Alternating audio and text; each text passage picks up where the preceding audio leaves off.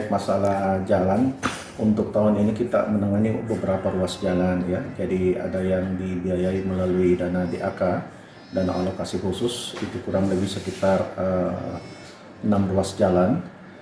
Terus ada juga dari DAU ya, dana alokasi umum, itu kurang lebih sekitar 12 ruas jalan untuk rehab ya. Dan ada juga beberapa kegiatan-kegiatan perbaikan jalan kayak pembangunan jalan dan rekonstruksi jalan yang kita lakukan. Dan insya Allah tahun depan kita akan berupaya untuk tetap memperbaiki beberapa ruas-ruas jalan yang kita anggap memang mengalami kerusakan di Kota Parepare ini.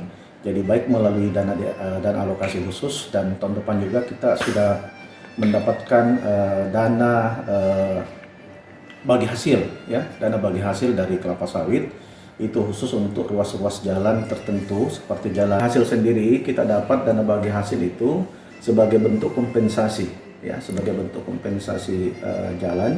Jadi itu dikhususkan untuk jalan yang ditangani oleh kota, yaitu Jalan Jenderal Sudirman. Jadi insya Allah tahun depan itu kita dapatkan kurang lebih 1 miliar itu. 1 miliar untuk perbaikannya tadi. Perbaikan. Itu kalau dikira-kirakan di Kota Parepare ini berapa banyak lagi jalan, berapa jarak jalan yang kira-kira butuh pembenahan dalam kota, lebih-lebih di kalau dalam kota ini sudah tidak terlalu banyak lagi ya, tidak terlalu banyak lagi. Cuma memang ada beberapa ruas lagi di di yang akses keluar kayak di daerah Wajo Kiki,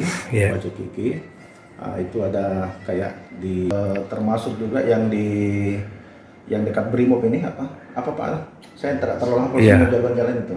Itu nanti semua jalan-jalan kota yang menghubungkan dengan jalan nasional. Termasuk yang arah Brimob itu Pak. Nah, itu akan kita lakukan perbaikan semua melalui dana DAK. Dan insya Allah juga sementara kita mengusulkan untuk dana bantuan impres ya, impres.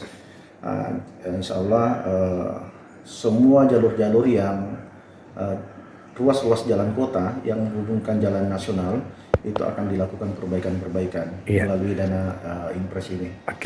Pak, misalnya kalau ada jalan rusak dan itu sudah lama, kira-kira bagaimana caranya warga bisa menyampaikan itu ke Dinas PU?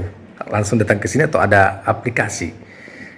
Untuk sementara ini bisa disampaikan melalui lurah, atau masyarakat menyampaikan langsung ke Dinas PUPR, dan insya Allah dalam waktu yang tidak terlalu lama kita akan segera tindak lanjuti. Soal jembatan Pak, jembatan kembar, gimana progresnya Pak? Kalau untuk jembatan kembar sendiri sudah bisa difungsikan saat sekarang ini. Alhamdulillah sudah difungsikan, bahkan kita sudah melakukan pengujian terhadap kekuatan jembatan tersebut, dan itu sangat memenuhi standar yang sudah ditentukan. Jadi saat sekarang jembatan kembar ini sudah bisa kita manfaatkan, masyarakat sudah bisa manfaatkan untuk aktivitas sehari-hari di sana. Itu dana apa yang dipakai itu Pak? Jadi dana di sana itu adalah dana bantuan provinsi, ya, dana bantuan provinsi. Terus kita melakukan finishing, memfinalkan pelaksanaan jembatan tersebut di lokasi itu pakai APBD.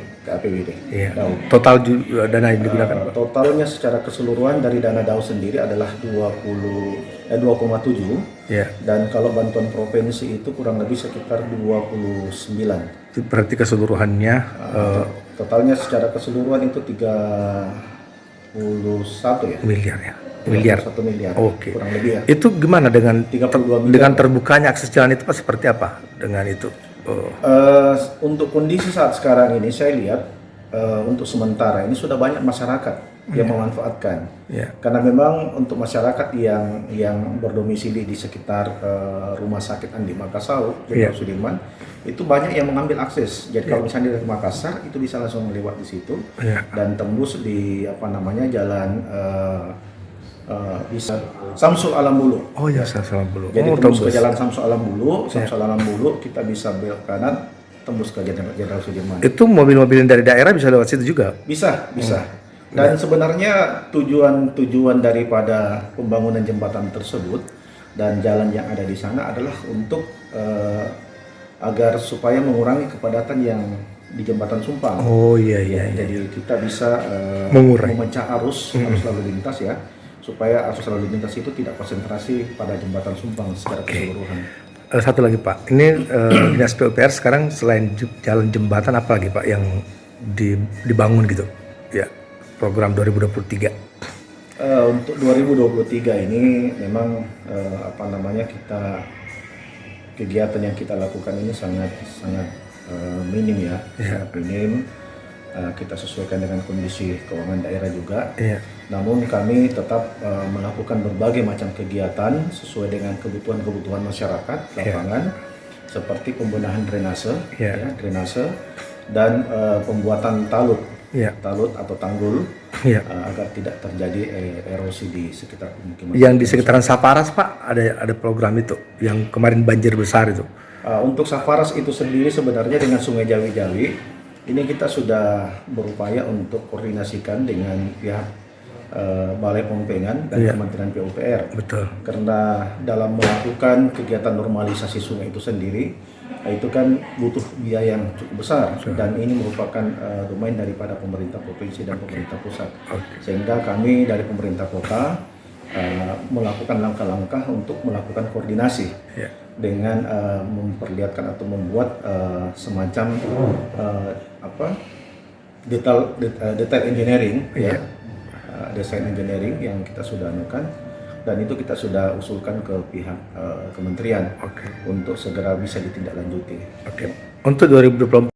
Jadi untuk 2024 untuk mengatasi soal banjir ya. Jadi di tahun 2023 ini kita sudah mengajukan proposal dan berdasarkan hasil koordinasi yang dilakukan oleh teman-teman di PUPR Kota Parepare ini, kita diminta untuk mempersiapkan dokumen DED DED, dan insya Allah pada tahun 2024 ini kita akan siapkan dokumen DED ini sebagai kelengkapan daripada proposal yang kita ajukan ke Kementerian PUPR.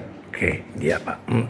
Kira Pak, ini kan Dinas PUPR sudah membangun pemerintah. Nah ini kan soal perawatan, bukan hanya Dinas PUPR yang merawat, tentu kan masyarakat juga. Ya, saya kira ada beberapa bangunan-bangunan yang sebagian mungkin masyarakat ya ada vandalisme, coret-coret dan sebagainya. Seperti apa himbauannya Pak?